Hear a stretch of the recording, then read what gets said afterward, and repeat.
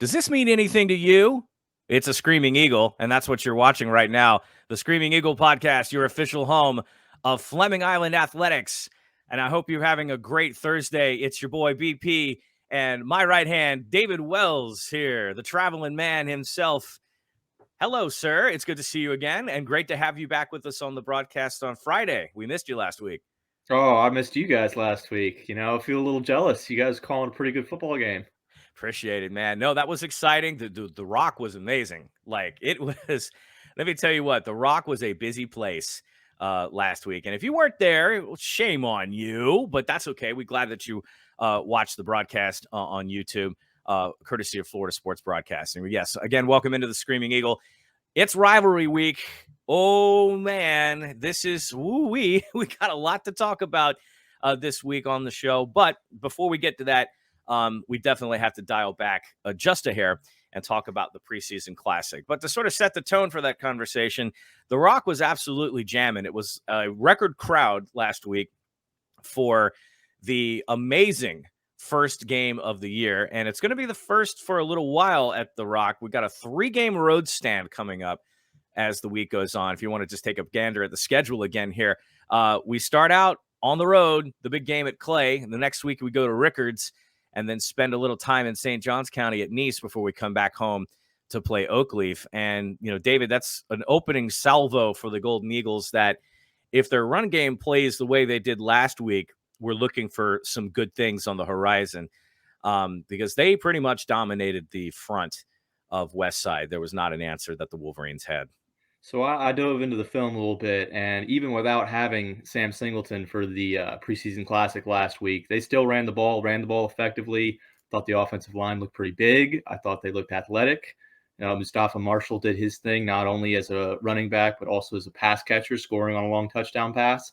So I just think that everything from the way that we want to execute our passing game, we saw a model. It didn't execute perfectly, but we saw a model about how it could go. To our running game, that's going to hit in all cylinders when Sam Singleton's back, and then cleaning up some things we might have noticed on special teams. I saw a comment that you made during the game about the kickoff coverage that could improve as well, and then field goal unit was a little bit of a toss-up as well, but that's what the preseason classic is for, is to find those areas where you might not be tip-top shape, and you have one more week to correct them before it's actually games that matter.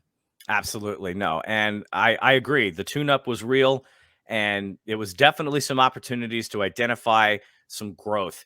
But from what we saw in terms of execution, this was a relatively clean game. We didn't see penalty flags. Well, we saw them, but they were on the other team instead of Fleming Island, which was huge.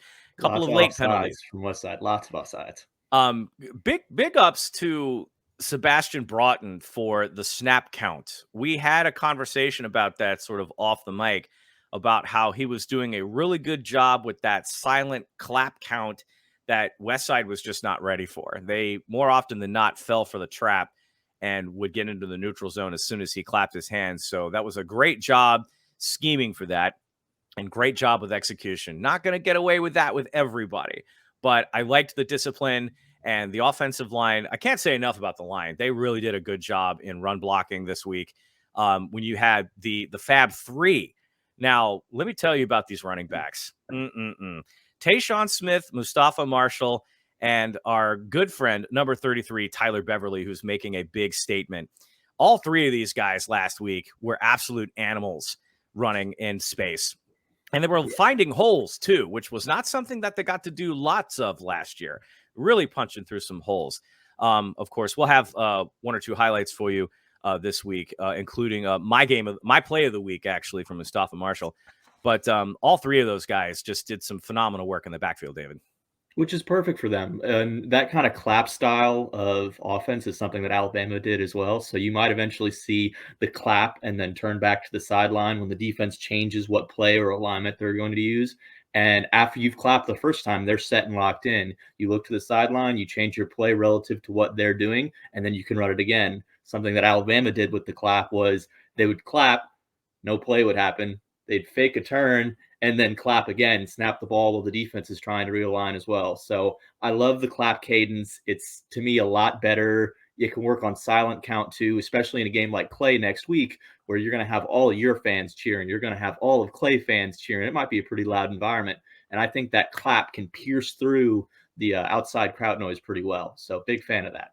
Yeah, and a great discipline opportunity too. Just real good up front with their patience. Didn't false start penalties were not really a thing last week for Fleming. So all around good execution across both sides of the ball. A couple of turnovers in the game. Defense showed up doing what they do best. And you were right. I did mention a couple of opportunities for kick coverage. Swarming to the ball was something that we weren't doing a really good job of. Westside ended up getting some decent field position to start out with, although they really couldn't do anything with it. But I would venture to say, based upon what we saw, that their average starting position was right about the 30-yard line. That's not really good when you got an offense that's a little bit better than Westside's, giving them that 30 yards to start with. Now, they didn't really see much of the other side of the 50, except on a couple of miracle from Jordan Hare plays where balls were bouncing off wide receivers and landing into someone else's hands. A little bit of luck on that one, but a little bit more efficient offense. If you're going to give them that type of field position, I think that puts you in danger on defense. So you want to cover the ball a little bit better. And something that we talked about a lot last year that still rearing its ugly head is the snap. Ooh, the snap. We got to work on that long snapping. The long snapper is also a functioning offensive lineman. I believe it's the son of the athletic director. So it's something that he's working on, and it's something that will improve throughout the year. But it was a reason to go for two ups a little bit, especially with that running game. And if you can get 3 yards in a cloud of dust in a scenario like that 50% of the time, it might be more inclined to do that. But if we can generate some special teams noise and improve throughout the year, which is what happens generally in high school football, it's not something to necessarily worry about right now. No. And yeah, like you said, it'll get better with time. But, again, preseason games being exactly that, they are tune-ups. And we'll show kind of what we need to fix going into the first full week of practice in regular season play. On the subject of offensive linemen, we got to celebrate a little bit here. Ethan Williams, number 55, scored a touchdown last week, and it went a little something like this. Looking to cap off this drive with time winding down here in the first quarter. Here's a handoff straight up the middle and into the end zone. I mean, you can't argue. You can't argue with the big uglies getting one like that. Mustafa Marshall making his way to the end zone, coughs it up, but he was saved by big 5'5", and that scoop and score for the first Fleming Island touchdown. I hope that is not the last big man touchdown we have on the year, because that one was excellent. We should give the big guys some more love. Like Williams right now, he has a couple college offers, so good for him. He's going to be continuing to play into his college career, so happy to see him get offers from places like Charlotte, Bethune-Cookman, Bryant. Like, they're going to get a football player that's had a pretty fun senior year already. Yeah, no, and that's great. And hey, that's heads up play too from your offensive line. Your running back's going to score, but you don't expect him to cough up the ball at the 1 yard line. So, great vision, great awareness to pick up the ball and just hop on it right there and then score. Actually, didn't he really hop on it? He just scooped it up like he was, grabbing something off the ground. And just, yeah, I love the big man celebrations at the end. Those were great. And it shocked us too. We thought Marshall had scored actually. And broke the plane and then fumbled it. We didn't realize that after I looked at it later that he truly fumbled the ball. So from our vantage point live, it was hard to see. But no, great for him and a great start to the Fleming Island offense right there. That was the very first touchdown of the game and got things set up there. So one area that we didn't see a lot of and we're hoping that we'll see some more of as the season goes on is the worming his way through things. He had a couple of really good runs out of the pocket, and some of them were design quarterback runs, but he didn't really throw the ball a whole lot, Dave. Not a lot. So we're expecting him this year to have those scrambles and those designed runs, but what we're really hoping for is the improvement in the passing game and being able to go through progressions and throwing the ball down the field. And he had some success with that, but there's still room to improve. But we're gonna show him the highlights and make sure that we're pitching that he is getting better. Yes, and in one way that he did get better was an excellent throw. He definitely had a good read on this one. Trace Burney in the back of the end zone. This was a 6-yard touchdown pass brought into Burney on this one inside the red zone. If it's going to play. That's okay. I'm going to load that up one more time. And, you know, the technology that we deal with these days, man, this particular clip has been my pain in the neck here. Let's try again. Broughton stays in as quarterback, and Marshall in the backfield. Some real second command down there. and Nice. 6. Yeah, real good presence on that one, too. Marshalling the troops. From the 6. Broughton back to pass. Lots of protection. Throw it over the middle, and it's caught by Bernie. And that was a great stand-up throw by Broughton, too. He definitely just stood tall and did exactly what he needed to do, ran through his progression really quick, saw Bernie. Actually had 2 options on that one, and that was probably a miscommunication on the receiver side.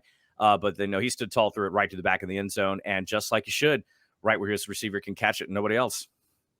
Well, hey, as the confidence improves, so will receivers fighting to get to the ball. So the more that he throws strikes like that in the middle of the field and towards the sideline, the more that receivers are going to really start dialing into, oh, this is my chance to get the ball. Let's make sure I'm in the right place at the right time. Right. That's exactly what you want to do. Now, of course, not to be outdone, the running backs got into the game a little bit, and one of the most exciting plays of the game was one of the longest. And, credit to Sebastian Broughton for using the check down. I'm not sure if this was actually designed or not, but Mustafa Marshall doing the work with a 66-yard touchdown run. Take a look. Here's Broughton back to pass. He's got Marshall on a screen pass. He's down the sideline, got a first down and more. Still on his feet across midfield, still on his feet at Goodbye. the 30. He is into the house for a touchdown. See ya.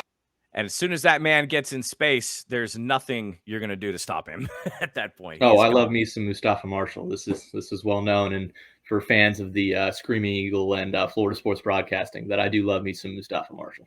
Yeah, why wouldn't you?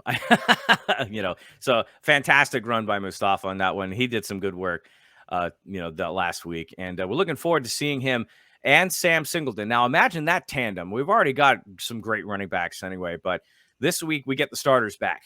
There will be no slacking, as we saw Sam Singleton, Darian Dominic, and we also saw in the street clothes Walker Whidden, which was very surprising that they weren't dressed and didn't play at all. We figured that if anything, they'd get a quarter's worth of work or maybe the first half.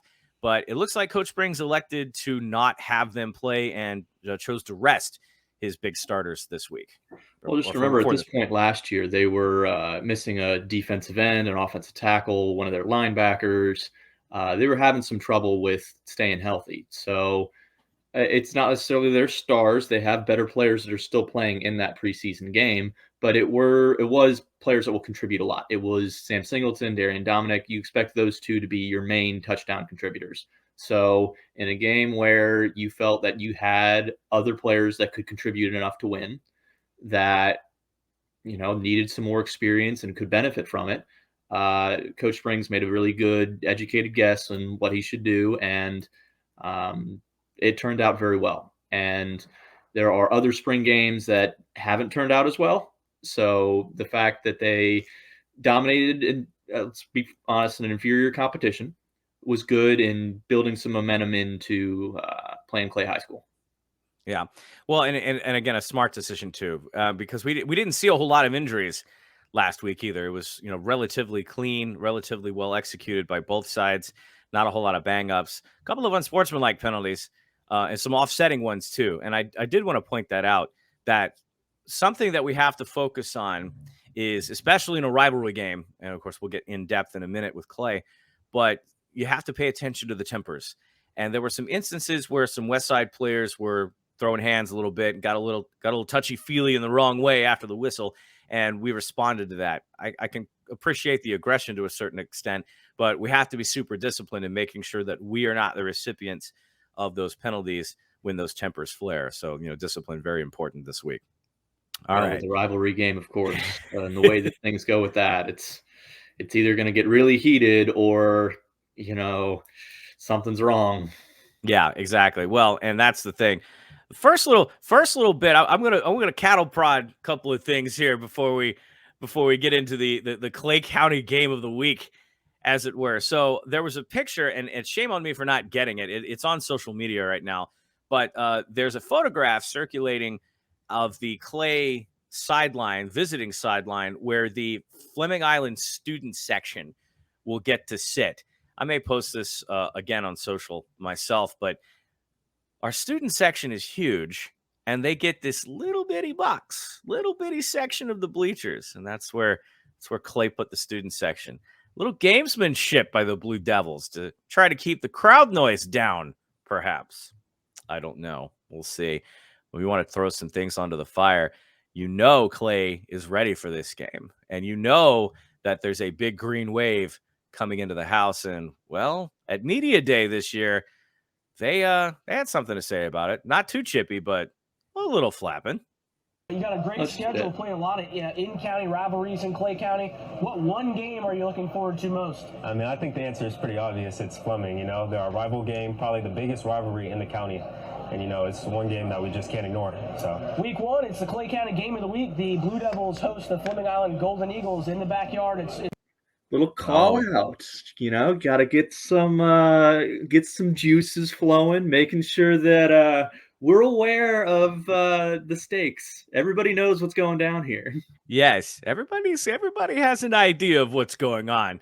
And the talk that I'm hearing right now, if we're going to talk some smack for a second, is Fleming's favored in this game. Now, we don't do a whole lot of betting odds here at high school football, but I didn't know there were betting odds in high school football. Don't think that's a thing here. But if we're looking at it from the same lens that we would look at a college game or a pro game here, Fleming Island would probably be a favorite in this game, and I would venture to say maybe a touchdown favorite if you're calling it. I wouldn't say a field goal, not last year's view, but they might. Clay might be a touchdown dog in this game if you really want to look at it that way. So on paper, again, just on paper, they're a 7-3 team that's losing a considerable amount of talent, and everything didn't go perfectly for Clay High School down the stretch last year, and I don't think that they're going to be as big, physical, and fast as they were last year. They're losing their running back, who's now at Ferris State. They don't have any considerable college offers to a lot of their players, and they just came off a loss to Bishop Kenny, which was pretty considerable too. I believe that loss was over 30 points to Bishop Kenny. So actually, I think I looked it up, David. It was 42-6, I believe the final score was. It was a blowout. It was a bad one. It wasn't good. And if you look at it that way, then Clay should be an underdog in this game, and Fleming Island should be favored considerably. But it is a rivalry game. Alabama has gone to Auburn once and gotten beaten because they didn't take them seriously enough. It's meant to be played on the gridiron. It's meant to be finished through. I really do like Clay's coach, even though he gave us the cold shoulder last year as far as media is concerned. But I do think that he's a hard-nosed guy, that he's going to be ready to go, and he's going to have his team ready to go. So even though I do think that we have an advantage, even though I think that they're going to get ran through by our very nice run game, I don't know that we should take them very lightly. No, you never want to take a rivalry game for granted. It doesn't matter what kind of year you're having. Now, normally big games like this with intense ties are played at the end of the year most of the time. This is one of those games where you look at it and the closest equivalent that you can give is your Iowa State game, the Cy Hawk Trophy. It's always played early in the season, usually week 1 or 2. And it's one of those games that lingers in your helmet the entire season. You lose this game, it's not just that your opponent has bragging rights for the next 365 days or so. That stings for the entire remainder of your season. You feel that, yeah, remember we lost to Clay. Yeah, remember we lost to Clay. And that burns. Yeah, these are your neighbors. These are not far away kids. You're going to see these guys around town. Yeah. So you're going to hear about it. And whether or not it's friendly, depends on how that, the other person delivers it. But this stings. And you want to get this game because it's going to set the tone for the rest of your season. Very much so. And last year, it didn't necessarily set the tone, but it was a hard pill to swallow, losing that game at home and losing it in a partial deluge because it was wet, it was nasty, and the fans were into it. But no, this was not the game last year that Fleming wanted out of it. Now the tables have turned a little bit, and Fleming's got that year of experience, much more of an upperclassman roster than they had last season. And, the expectations are high, but you're right. You don't want to not circle this game and just think you're going to march in off the State Road 16 and hammer these guys. I wouldn't take it lightly. So in terms of what we got, we got a lot of talented athletes on the Fleming Island side of the ball, but, again, not a whole lot of chatter, not a whole lot of offers on the Clay side from what I'm understanding.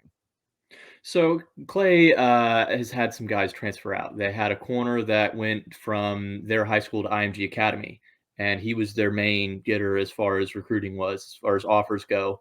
And, they are a hard-nosed running football team that's recently spread themselves out. They'll put receivers out on the field. They'll try to, wear you thin by putting a light box out, or if not, throw it out to the sideline.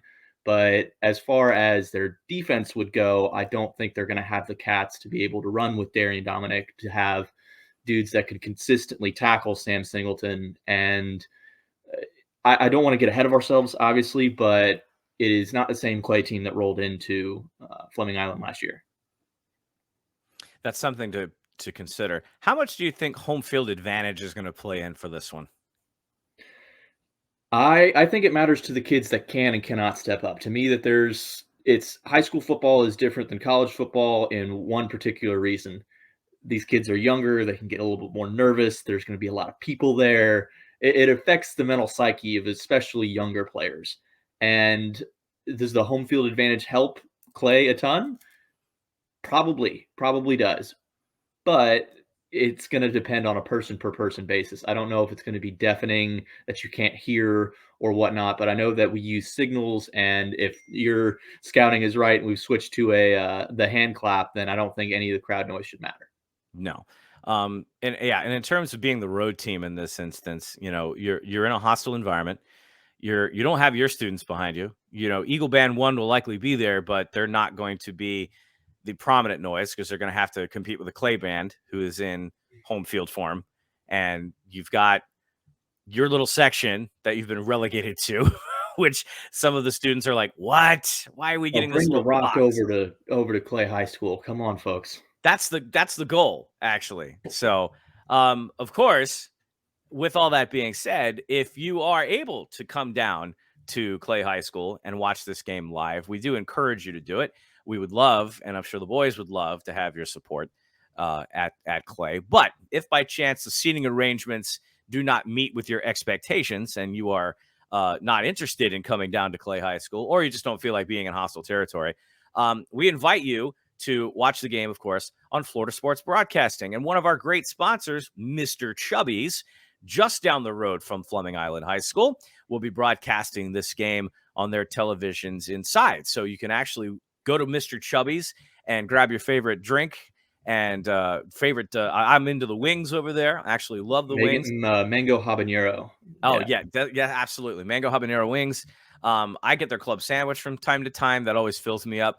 And but great specials over there too, and plenty of sports, including Florida Sports Broadcasting's presentation of Fleming Island sports. So get over there and watch the game, or you can watch it from the comfort of your home or your mobile device on YouTube. We appreciate everybody having watched the game there last week. So if you can't come down to Clay or just don't feel like it, we encourage you to watch the stream there. And of course, it'll be available for you on demand on YouTube after the game, so you can share it with friends and family.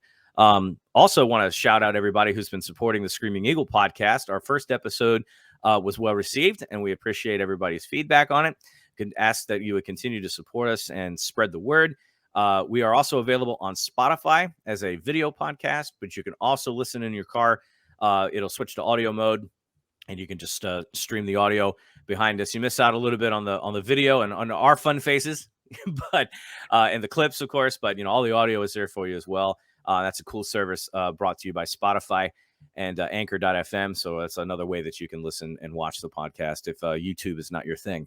But so far, so good after week one. I'm pretty happy about what we saw, again, with execution. I'm just looking ahead to this game with a little trepidation, but in kind of in anti-tradition, since normally people that call the game don't make picks, we tend not to do that. So we always do the keys to the game.